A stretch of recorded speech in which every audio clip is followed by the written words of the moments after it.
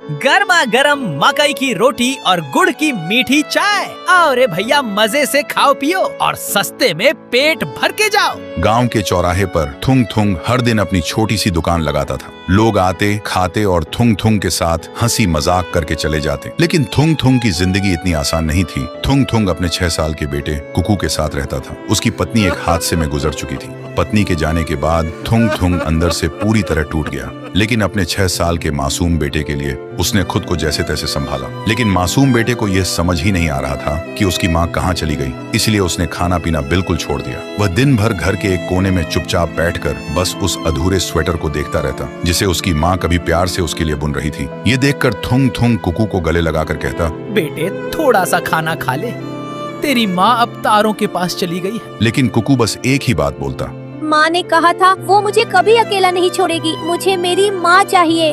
देखते ही देखते दिन बीतने लगे। एक दिन दुकान से घर लौटते वक्त थुंग थुंग को शाम हो गई थी। दिन भर के काम से थका हारा जब वह घर लौटा तो उसने देखा घर का दरवाजा खुला पड़ा था। घबराकर वह अंदर गया तो देखा घर में कुकू नहीं था। थुंग थुंग के होश उड़ गए और वह पागलों की तरह चिल्लाते हुए बेटे को ढूंढने निकल पड़ा। उसने पूरा गांव ढूंढ डाला, लेकिन कुकू कहीं नहीं मिला। तभी उसकी नजर अपने ही घर के पीछे पड़ी और वहां का मंजर देख थुंग थुंग के कदम वहीं जम गए। मिट्टी से कुकू ने अपनी माँ जैसी दिखने वाली एक मूर्ति बनाई थी और उस मूर्ति की गोद में सिर रखकर कुकू सो रहा था और नींद में ही बड़बड़ा रहा था।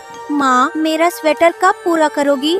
आपके हाथों से बना हुआ स्वेटर पहनने का मुझे बहुत मन है माँ। अपने मासूम बेटे को इस हालत में देख थुंग थुंग वहीं जमीन पर गिरकर फूट फूट कर रोने लगा। लेकिन तभी वह मूर्ति अचानक चमकने लगी और अगले ही पल मूर्ति ने कुकू की माँ सावित्री का रूप ले लिया। यह देख थुंग थुंग की सांसें अटक गईं। थुंग थुंग ने देखा सावित्री की आंखों में आंसू थे और चेहरे पर वही पुरानी ममता। सावित्री ने अपना हाथ कुकू के माथे पर रखा और प्यार से उसका माथा सहलाने लगी। तभी कुकू ने सोते हुए ही मुस्कुरा कर कहा, माँ। फिर सावित्री ने थुंग थुंग की तरफ देखा और कहा, आप रोना बंद करो थुंग थुंग। अगर आप ही टूट जाओगे तो हमारे कुकू को कौन संभालेगा? उसे कभी मेरी कमी महसूस मत होने देना। तभी वहां हवा का एक तेज झोंका आया और घना कोहरा छा गया। जब कोहरा हटा तो थुंग थुंग ने देखा कि वहां अब कोई मूर्ति नहीं थी, बस मिट्टी का एक ढेर था और उसके ऊपर अपनी माँ की चुनरी ओढ़े कुकू आराम से सो रहा था। फिर थुंग थुंग ने रोते हुए कुकू को अपनी गोद में उठाया और घर ले आया। अगले दिन सुबह थुंग थुंग बाहर झाड़ू लगा रहा था। तभी वहां कुकू आया और उसने थुंग थुंग से कहा,